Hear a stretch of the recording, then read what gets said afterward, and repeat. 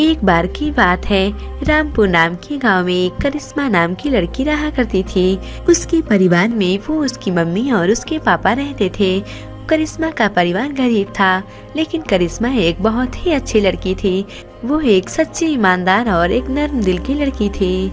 करिश्मा के पिता मोहन दूसरों के घरों में काम करके अपने परिवार का गुजारा किया करते थे। फिर एक दिन करिश्मा खाना बनाने के लिए जंगल में से जब सूखी लकड़ियां लेने के लिए जा रही थी, तब उसे एक भी सूखी लकड़ियां नहीं दिखाई देती हैं। सूखी लकड़ियों की खोज में करिश्मा और आगे चलती रहती है। तभी करिश्मा को एक बहुत तेज रोशनी दिखाई देती है।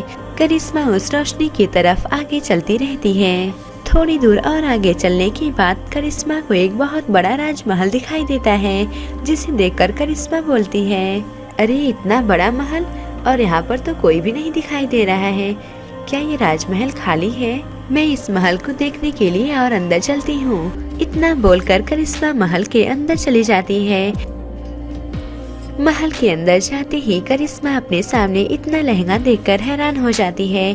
करिश्मा के सामने ढेर सारे लहंगे रखे हुए थे। अरे यहाँ पर तो इतने ढेर सारे लहंगे रखे हैं, लेकिन कहीं भी कोई दिखाई ही नहीं दे रहा है। हर तरफ तो सिर्फ लहंगे ही लहंगे दिखाई दे रहे हैं। इतने सुंदर रंग बिरंगे लहंगे भला किसके हो सकते हैं? लेकिन यहाँ पर तो कोई इंसान ही नहीं दिखाई दे रहा है। और आगे चलकर देखती हूँ, क्या पता कोई मिल जाए। इतना बोलकर करिश्मा यहाँ वहाँ घूमने लगती है। तभी उस राज्य का राजा उसे दिखाई देता है। राजा को देखकर करिश्मा डर जाती है और राजा से बोलती है, मुझे माफ कर दीजिए, मुझे नहीं पता था कि आप इसमें होंगे। कोई बात नहीं बेटी, तुम यहाँ पर क्यों आई हो? मुझे नहीं पता कि मैं यहाँ पर कैसे आ गई हूँ, लेकिन आप कौन हैं? क्या आप यहाँ के राजा हैं? हाँ बेटी, मैं इस राज्य का राजा हूँ, तुम मुझसे डरो मत। महाराज, आपके सिवा इस महल में कोई नहीं रहता है क्या? और मैंने देखा कि उस कमरे में ढेर सारे लहंगे रखे थे। वो सब लहंगे किसके हैं? बेटी, इन सब के पीछे बहुत लंबी कहानी है। महाराज, आप मुझे बताइए कैसी कहानी है? तो सुनो मेरी कहानी। बहुत समय पहले की बात है। मेरी 5 रानियां हुआ करती थी। फिर एक दिन मैं जब जंगल में जा रहा था, तो मुझे एक बहुत ही सुंदर युवती पसंद आ गई। मैं उससे शादी करना चाहता था। फिर मैं अपने राजमहल में आकर मैं अपने रानियों को ये बात बताता हूँ, मेरी रानियों, मुझे जंगल में एक बहुत ही सुंदर युवती पसंद आ गई है। मैं उससे अगले ही सप्ताह शादी करने वाला हूँ। आप लोग उसकी तैयारियाँ कीजिए। ठीक है महाराज। 4 रानियां शादी की तैयारी करने में लग जाती हैं, लेकिन एक रानी शादी की तैयारी नहीं करती है और वो बोलती है, नहीं, ऐसा कभी नहीं हो सकता है। अब महाराज को मैं शादी करने नहीं दूंगी। महाराज पहले से ही 5 शादी कर चुके हैं। इतनी शादियां कम है क्या कि जो महाराज को और शादी करनी है? लेकिन मैं महाराज को शादी करने से कैसे रोक सकती हूँ? मुझे कुछ न कुछ तो करना ही होगा। रानी रात भर शादी रोकने के लिए प्लान बनाती रहती है। तभी उसके दिमाग में एक बहुत ही अच्छा उपाय आता है। अगले ही दिन रानी एक जादूगरनी के पास जाती है। सुनो जादूगरनी, मुझे तुम्हारी मदद चाहिए। उसके बदले तुम मुझसे चाहे जो भी ले सकती हो। हीरे, मोती, सोना, चांदी, पैसा, जवाहरात, तुम्हें चाहे जो चाहिए तुम मुझसे मांग लेना, लेकिन तुम्हें मेरी मदद करनी होगी। इतना सब आप मुझे देने के लिए तैयार हो? आखिर आपका काम क्या है रानी? महारानी, आप मुझे बताइए तो सही कि आपका काम क्या है। आप कहेंगी और मैं न करूं, ऐसा तो हो ही नहीं सकता है। महाराज को एक बहुत ही अच्छी लड़की पसंद आ गई है और महाराज उस लड़की से शादी करना चाहते हैं। मैं चाहती हूँ कि महाराज उस लड़की से शादी ना करें। तो जादूगरनी, मैं चाहती हूँ कि तुम कुछ ऐसा करो ताकि महाराज उस लड़की से शादी न कर सके। ठीक है महारानी, इसके लिए तो कुछ सोचना होगा।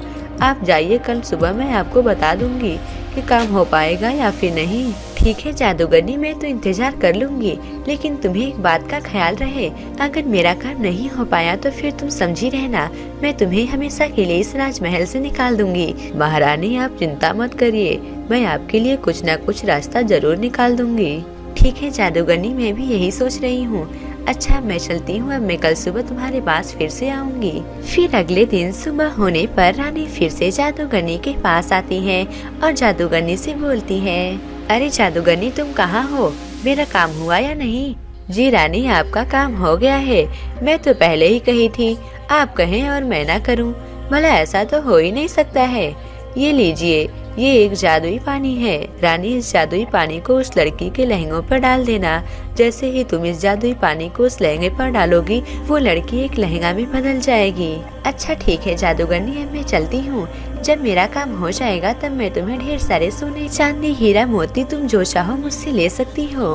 इतना बोलकर रानी सोफिया वो पानी लेकर राजमहल में लौट आती हैं। जैसे ही रानी सोफिया वो जादुई लाल रंग का लहंगा देखती हैं, वो तुरंत जादुई पानी को उस पर डाल देती हैं। फिर जैसे ही वो नई रानी उस जादुई लहंगे को पहनती है, वो खुद एक लहंगा में बदल जाती है। और जैसे ही 5 बाकी की रानियां उस लहंगे को पहनती हैं, वो लोग भी एक लहंगे में बदल जाती हैं।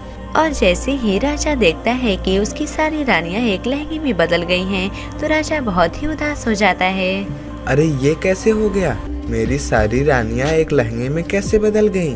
ये सब देखकर राजा बहुत ही परेशान हो जाता है और राजा के एक जादूगर के पास जाता है। जादूगर, मेरी सारी रानियां लहंगे में बदल गई हैं। ये कैसे हुआ मुझे नहीं पता, तुम इसमें मेरी मदद करो। महाराज, ये आपकी रानी सोफिया की वजह से हुआ है। आपकी रानी सोफिया मेरी बहन वेगा के पास आकर उससे मदद ली है और मेरी बहन वेगा धन के लालच में आकर रानी सोफिया की मदद की थी। फिर जादूगर महाराज को पूरी बात बताता है। महाराज, लेकिन अब कोई फायदा नहीं है, क्योंकि मेरी बहन को जब ये पता चला कि महल की सारी रानियां लहंगे में बदल गई हैं, तो मेरी बहन डर गई थी और ये राज्य छोड़कर हमेशा के लिए चली गई। लेकिन जादूगर, जब सोफिया रानी जादुई पानी लेकर गई थी, तो सिर्फ नई रानी को ही लहंगा में बदलना चाहिए, फिर बाकी रानियां क्यों लहंगे में बदल गई? महाराज, रानी सोफिया से गलती हो गई थी। जब वो पानी लहंगे पर डाल रही थी, तो गलती से सभी लहंगों पर पानी चला गया, जिससे उस लहंगे को जो भी पहना वो खुद एक लहंगे में बदल गया। तो जादूगर, मेरी रानियां वापस कैसे इंसान बन सकती हैं? महाराज, कोई सच्चा, अच्छा और ईमानदार दिल वाला ही आपकी मदद कर सकता है, लेकिन एक बात है कि आप उसे बुला नहीं सकते हो। वो खुद चलकर आपके महल के पास आएगा। लेकिन जादूगर, वो इंसान मेरी सभी रानियों को कैसे ठीक करेगा? महाराज, मैं आपको जादुई जल देता हूँ। ये जल आप उस अच्छे इंसान को दे दीजिएगा। वो अच्छा इंसान जैसे ही ये जल लहंगे पर छिड़केगा, सभी लहंगे अपने रानी के रूप में आ जाएंगे। लेकिन जादूगर, वो इंसान कब तक आएगा? ऐसे मैं इंतजार करूंगा तब तो बहुत वर्ष बीत जाएंगे। महाराज, जिस दिन आपके ऊपर सभी ग्रहों की कृपा हो जाएगी, उस दिन आपका शुभ दिन आ जाएगा और वो इंसान आपके पास खुद चल कर आएगा। लेकिन जादूगर, ये दिन कब आएगा? मैं कितने दिनों तक इसका इंतजार करूंगा? महाराज, 1 साल बाद ये सुनहरा दिन आएगा। क्या 1 साल बाद? हाँ महाराज, इसमें मैं आपकी कोई मदद नहीं कर सकता हूँ। आपको इतने दिनों तक इंतजार करना ही पड़ेगा। हाँ तो बेटी, यही है मेरे जीवन की कहानी। महाराज, आपकी कहानी तो बहुत दुखद भरी कहानी है, लेकिन महाराज वो इंसान कब आएगा? बेटा, तुम ही वो इंसान हो जो मेरी मदद कर सकती हो। मेरी रानियों को वापस लाने के लिए तुम मेरी मदद करो। बेटी, तुम मेरी रानियों को इंसानी रूप में ला दो, उसके बदले में मैं तुम्हें कुछ भी दूंगा। महाराज, मुझे कुछ भी नहीं चाहिए।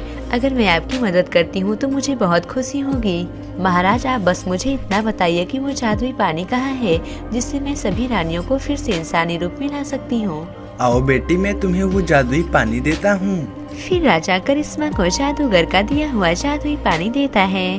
फिर करिश्मा उस जादुई पानी को सभी लहंगों पर छिड़क देती है। करिश्मा जैसे ही पानी छिड़कती है, सभी रानियां फिर से अपने इंसानी रूप में आ जाती हैं। बेटी, तुम्हारा बहुत बहुत धन्यवाद। तुम्हारी वजह से आज मेरी सभी रानियां वापस आ गई हैं। महाराज, मैं अपने घर जाना चाहती हूँ। अब मैं अपने घर कैसे जा सकती हूँ? बेटी, तुम्हें इसके लिए मंत्र बोलना पड़ेगा। फिर महाराज करिश्मा को वो जादुई मंत्र बताते हैं और जाने से पहले महाराज करिश्मा को ढेर सारे धन दौलत और खजाना देते हैं, जिसे देखकर करिश्मा बहुत ही खुश होती है। फिर जैसे ही करिश्मा वो जादुई मंत्र बोलती है, वो तुरंत अपने घर पर पहुंच जाती है। घर पहुंचने के बाद करिश्मा अपनी माँ को जादुई लहंगे की दुनिया के बारे में कहानी बताती है। जादुई लहंगे की दुनिया की कहानी सुनकर करिश्मा की माँ भी बहुत ही खुश होती हैं। फिर महाराज के दिए हुए पैसे से करिश्मा के पिताजी एक बहुत ही बड़ा घर बनवा लेते हैं और वे सभी लोग हंसी खुशी अपना जीवन बिताने लगते हैं।